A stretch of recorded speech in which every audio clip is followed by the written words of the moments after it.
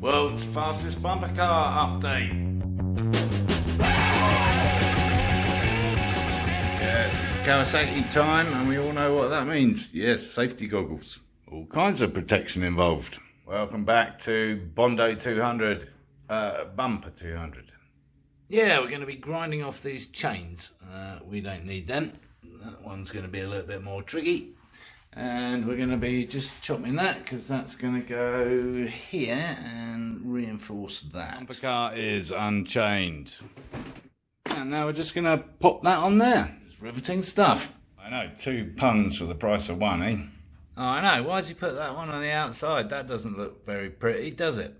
Oh, come on, get real.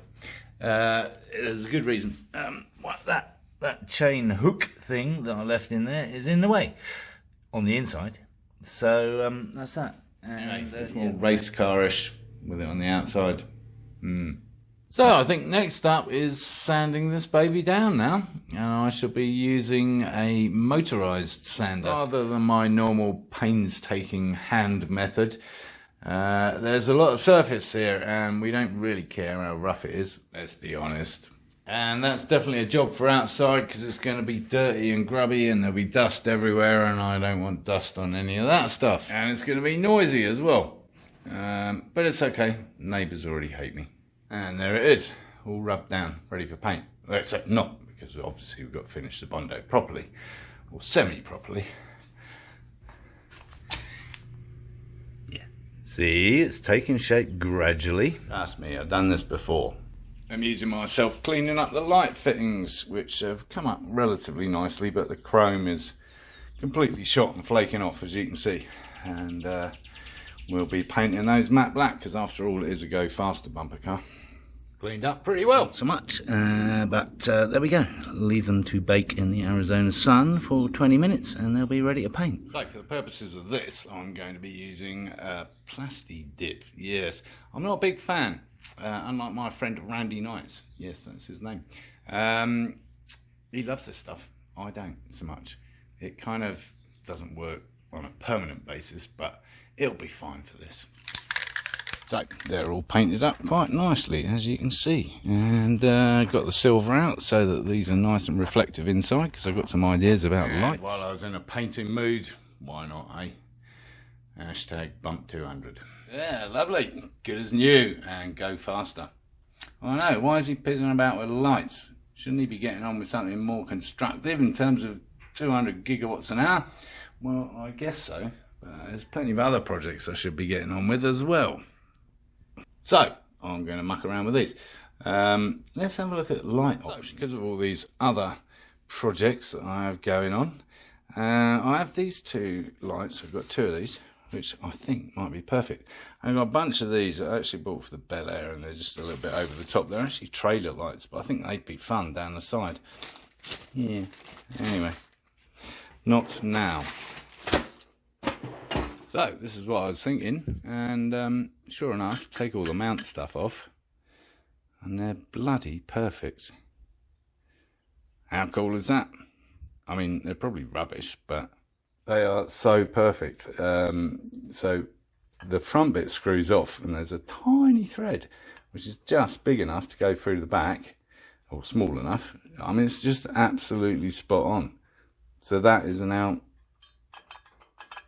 stuck in there. See, never throw anything away. You never know when it might come in handy. So the other one, we're going to need to get rid of that original fitting. A couple of rivets to drill out. And yeah, lights are sorted. We have lights. And while we were on a roll and I rediscovered my trailer lights, yes, with a little bit of finagling, we managed to fit them in the rear lights. How cool is that? Wonder what they look like. Well, something like that. I think we can call that a job done. And all this Bondo work reminded me of another good friend here in Sedona, none other than Mr. John Soderberg, a remarkable sculptor.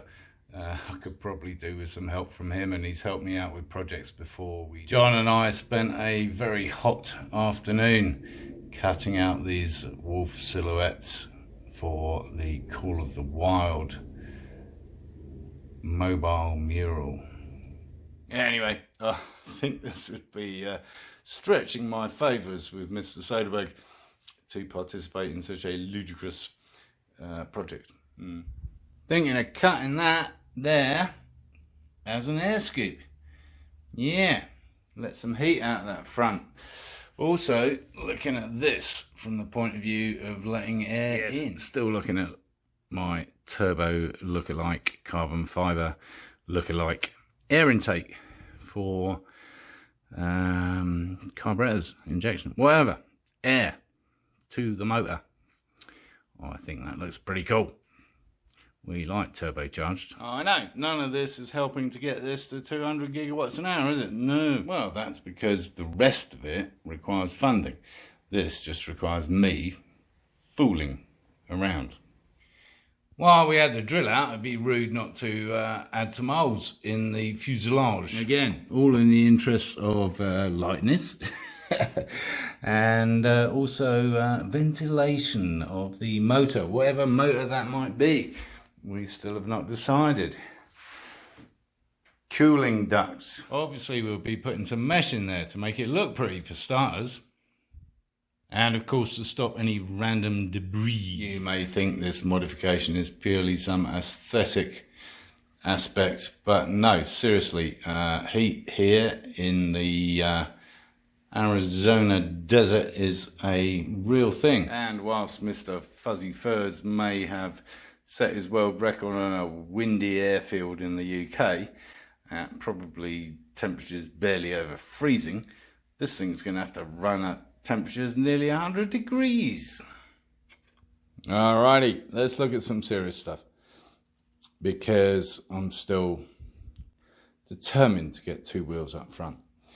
And at this point in the bumper guard, we have 2 foot. Right? 2 foot. Less than a foot from the front. And a little bit further back, we have quite a lot more than that. 27 inches, 26, 27. So I'm confident we can fit 2 wheels up front in the chassis. Because again, it would appear, although this is all speculation at this point in time, but Mr. Fuzzy decided to encroach on the steering capability of the 2 wheels at the front by encroaching. Pure and simple. Yeah, I mean, that's 4 inches taken away. And that was by putting the chassis, for want of a better word, it's not even that, it's what the bodywork mounts onto on the inside rather than the outside. That's giving us at least another 6 inches to play with inside. Clearly he didn't think this through. Well, in fairness, he didn't have to, because all he had to do was do a run, right? Didn't matter whether it was 100 miles an hour or 70 miles an hour or whatever, because nobody else had been stupid enough to do it in the first place. So hats off to Mr. Furs, and I don't have to tell you that because you're probably already watching him. So keep those pounds, shillings, pence, cents and dollars coming in, because we need them. Honestly, I think to get this to the next stage, we need a couple of $1,000 just to invest in some proper go-kart wheels, potentially a steering rack, something like that, just to see how it all kind of sizes up in there for real, having tested it out on the computer. But it's starting to look good, isn't it? And so soon. So, as you can see, I don't hang about. Sooner we get more funding, sooner things start to happen for real. And then I'm wondering whether we need cool air in to feed stuff, or hot air out at the back to cool stuff. I guess we need to work out what the hell we're going to do. Well, it hasn't been all fooling around in April. I think we've achieved quite a lot of progress. So thanks for watching as usual. Do stay tuned for the next update, which requires you to subscribe. And of course, encourage others to watch my lunacy.